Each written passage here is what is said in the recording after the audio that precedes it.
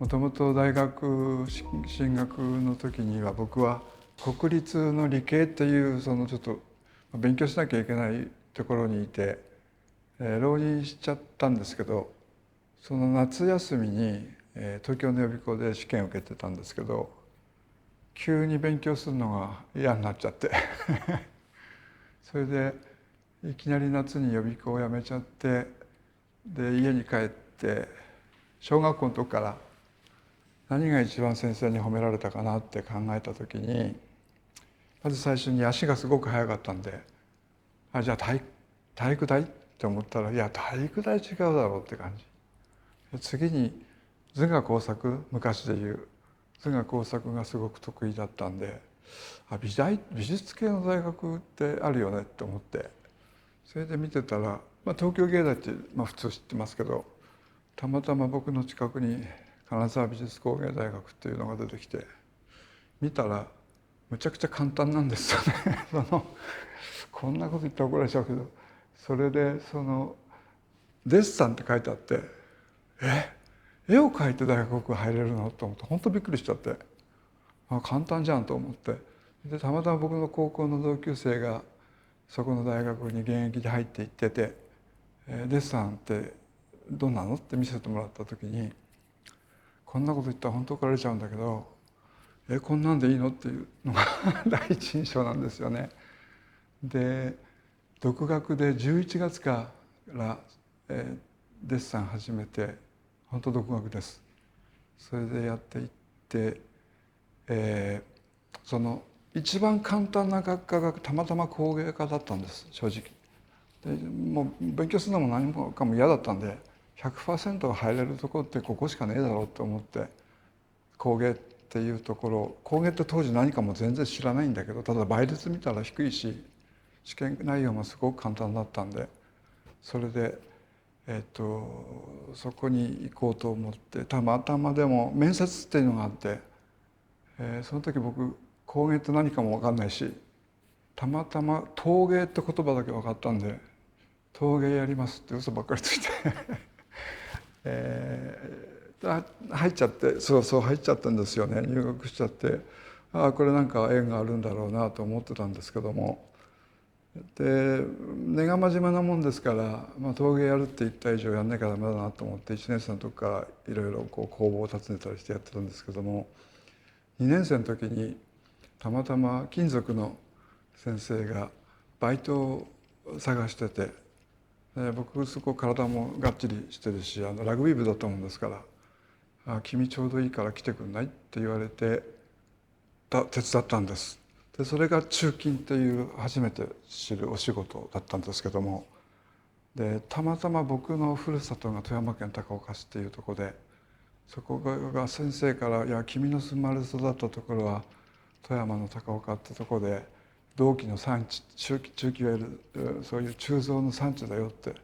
言われて、恥ずかしながら僕その時初めて知ったんです。自分のふるさとがそういうところだっていうことを。で手伝ってみたらすごく面白くって、でその時は別に作家になろうとかそういうことは全く考えてなかったんですけども、でもやり始めたら止まんなくなっちゃって、で実は最初の5年間は卒業して会社でちょっとデザイン的な仕事をしてたんですけども、やっぱりどうしても自分でやってみたくなって、当時スタジオガラスっていうのが全盛期で、ガラスがちょうど日本に入り始めた頃で、ガラスでスタジオガラスができるんであればスタジオキャスティング、いわゆるブロンズキャスティングなんですけども、スタジオブロンズキャスティングっていうのをやってる人っていないなと思ったんで、自分でやってみようと思ったのがきっかけです。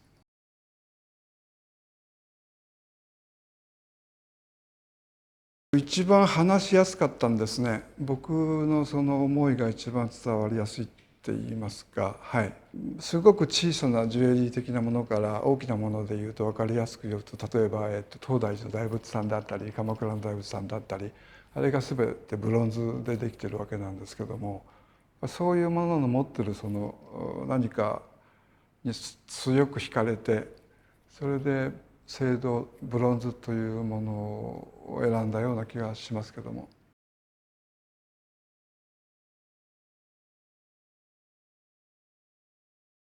ほとんど独学です。卒業してから独学でいろんな職人さん、高岡はやっぱそういうとこ、そのハードな部分とソフトな部分がきっちり存在してるんで、そういうとこにいろいろお邪魔してお聞きして、最初は本当に嫌がられましたけどね。でも10年かかりました。自由にそういうとこに入れるのに。それで自然と自分のスタジオキャスティングというものを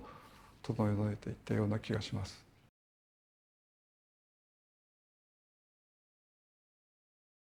西洋の連中と話してて現代美術というものにぶち当たるわけなんですけども、彼らの思考の中で最初にモノリスという思考があって、そこからその物事を発生していくみたいなその美術教育が一つあるんですけども、それだったら僕は最初からモノリス作っちゃおうと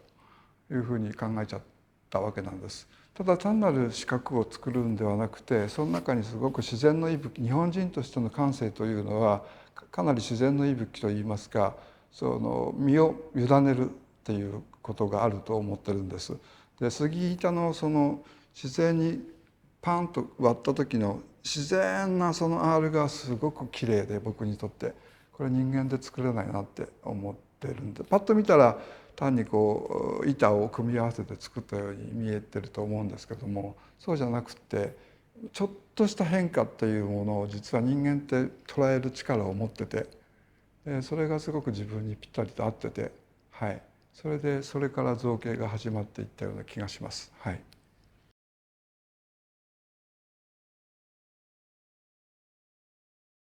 ものを作ってそれを見る人がいて、そのものと作者と見る人の間に霊性というものが存在するかどうかっていうのは僕の一つの大きなテーマなんです。で、単にものとしてあるんですけど中空なんですよね。中空なんだけど僕の場合中に金箔とか銀箔が貼ってありまして、でそれ見えないんですけども、それがあるおかげで力っていうのは絶対に出るんです。でなおかつ見る人がそこにそういうものがあるっていうものを感じた瞬間に見え方が変わる。その中の見る瞬間のその間の空気の層が濃くなるんです。そういう意味で中と外というふうな意識をしています。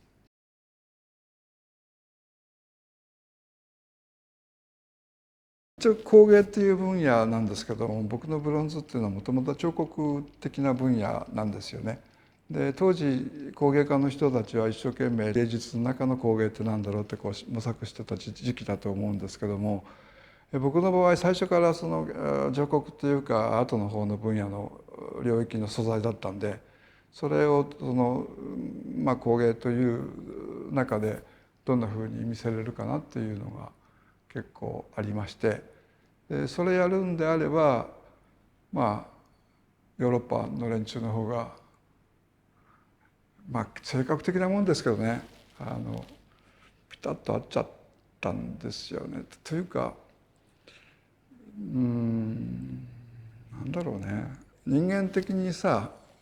とか言って向こうの人たちって全部立ってんだよね、きっちり。特にアーティストなんかで、そうすると僕も立ちたかったから、そういう人たちと対等に向き合って作品を作っていくにはどうしたらいいかって考えていくと、自然と向こうで発表する機会が多くなって、で向こうの人たちもすごく受け入れてくれたのは、多分ものをはっきりしゃべる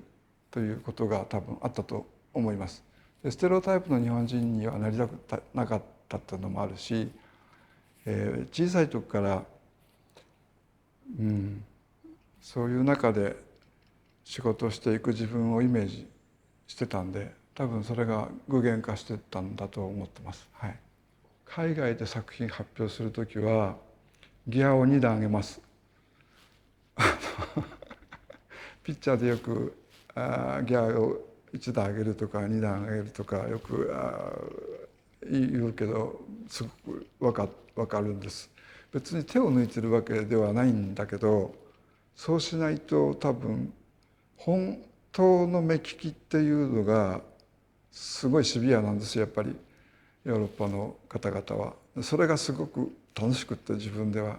そういう人たちと野球でいうと投げてみたい。でその時にヘナチョコの球だったら打たれちゃうんで、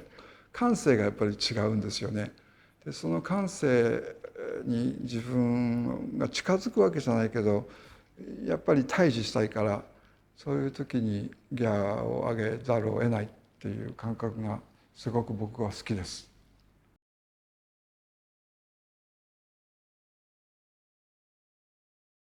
たまたまニューヨークにいた時に、たまたま展示会してる時だったんです。改装中の時で。そしてたまたまそんなことありえないんだけど、モネの作品とポロックの作品がこうやって見えたんです。でその間に僕の作品をちょっとイメージして置いてみたんです。その時に浮かんできたのがああいう風な景色で、これだったら真ん中に置いても全然負けないじゃんっていうか、お友達っていうか、究極的にはやっぱり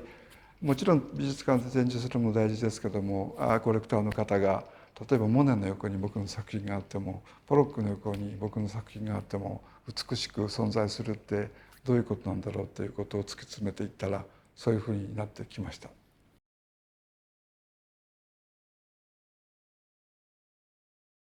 この作品も、独自にって言ったら生意気ですけども、勝手に出てきちゃったっていうか、勝手に出てきたって変な言い方ですけど、要するにいろいろ試していくと金属って面白い変化するんですよ。でそれをちょっと集約したらどうなるかなっていうのがこの作品になってくると思うんですけれども、いわゆる平面作品いわゆる絵画として、ブロンズってどう成立するんだろうっていうふうに考えた時に、大きさの問題もあって、要するに重いですから、重いとやっぱり普通の家にもかけれないで、虫ピン一本で泊まれる作品を作りたいなと思ってて、本当はもっと小さかったりしたんですけども、徐々に大きくしていってこういう作品になったわけです。でその辺の例えばこれは実は、東北の震災のあと3ヶ月仕事手が動かなくなって、その自分にできることは何なんだろうっていうふうに考えた時に、銀という色が出てきて、なぜか、それで銀だけを使った作品をいわゆる鎮国館みたいな形で作ってみようと思ったのが実はきっかけなんです。そしたら徐々に変化していって、最終的にはなんかかっちょいいのになりましたよね。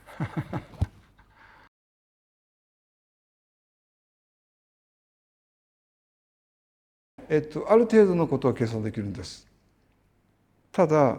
これは日本の伝統でたらし込みっていう日本画の技法があるんですけども、それを僕もやりたくて、でもこれっていわゆる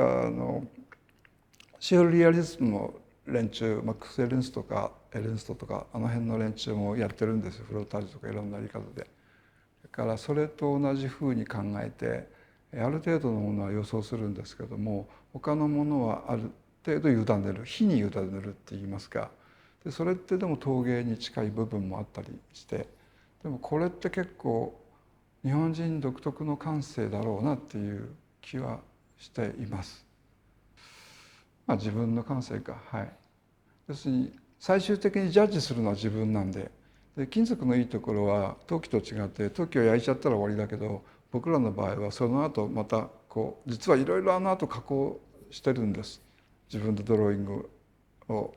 剥ぎ取ったり足したり、これもそうですけども。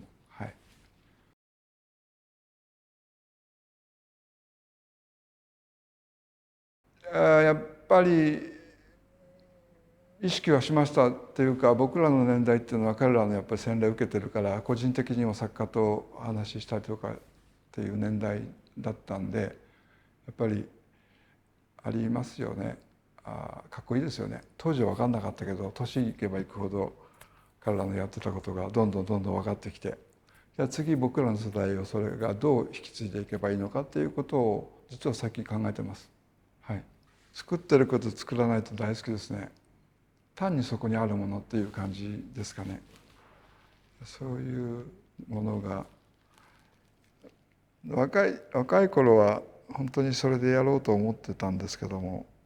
なかなかやっぱり分かってもらえなくて、はい、で僕の方から近寄っていったっていう部分もあると思います。時代だろうな、そうそう時代だと思います。時代性というのがあると思います。いわゆる美術とか、デザインも含めて建築も全部含めてそのマスっていうのが非常に意識の中にあって、やっぱり僕の分野のマスって本当にちっちゃいマスなんですよ。この空間が仮に美術のマーケットだとすると、僕らのマスって本当このぐらいで、その中で試行錯誤してやっていってる自分を大きく見せようとは思わないけど、濃く見せたいっていうのが僕の概念の中にあります。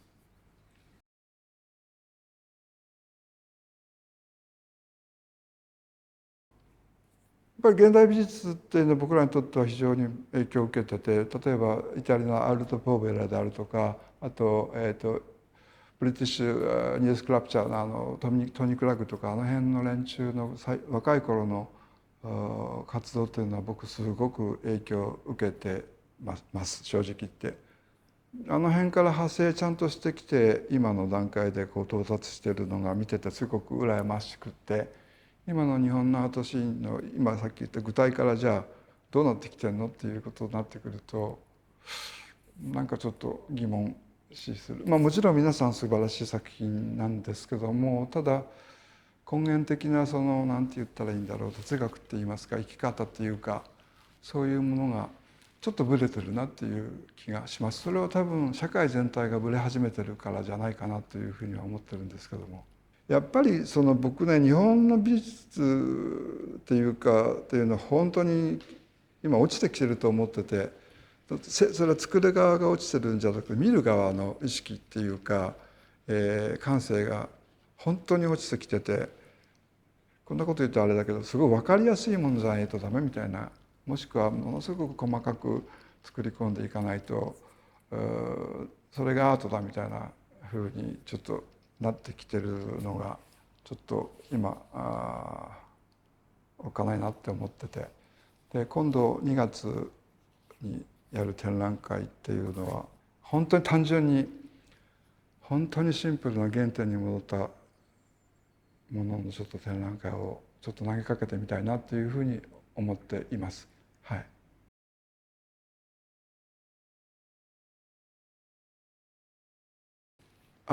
コミッションワークは僕は素材になりきります。自己をいかに殺すか、それが楽しいです。だって仮にソロギター弾いてるとしてバンド入って自分だけ目立つわけにいかないじゃないですか。パートの部分がちゃんとあるわけで、そういう考えでやってるからそんなに自分を出そうとしません。クライアントの方からの要求があったらそれに応えるように、ただ空間を見ていやもっとこの方がいいよとかああいう方がいいよっていうセッション、言葉のセッションはします。でサンプル出してそれで決めていくっていうやり方って結構好きなんです。この間もある美術館の参道を全てキューブ型のブロンズを30個ぐらい並べて、空間作ったんですけども、そういうその僕がやってるのは要するにそのアートも含めて可能性、ブロンズ青銅というものの要するに太古4,000年前ぐらい、紀元前4,000年前ぐらいからある同じ素材を使ってる自分が現代においてそのブロンズ青銅のその立ち位置というものを、可能性を試してみたいんで、だから全てそういうものに興味があるから、そういう仕事をしてるんだと思います。ともかく僕ね楽しいんですよ、何やってても。で別に茶道具作っててもアートワーク、ともかく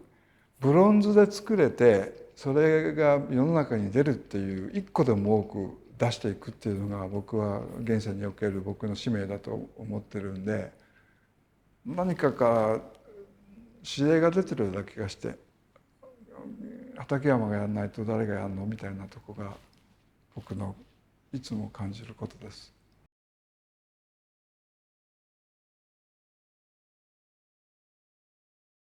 挑戦していきたいことは僕はやっぱり、もっとヨーロッパの今度はちゃんとした国立の美術館かどっかでグループ展はやってますけど、個展っていうか、そういうの実は今度、来年アムステルダム国立美術館でアジアンブロンズっていうアジアのブロンズだけを集めるちょっとストイックっていうか、展覧会があるんですけど、現代作家で選ばれたのは僕だけかな。それがすごく楽しみで、それからじゃあ次どうやって広がっていくかなっていうのが夢っていうか楽しみな部分の一つです。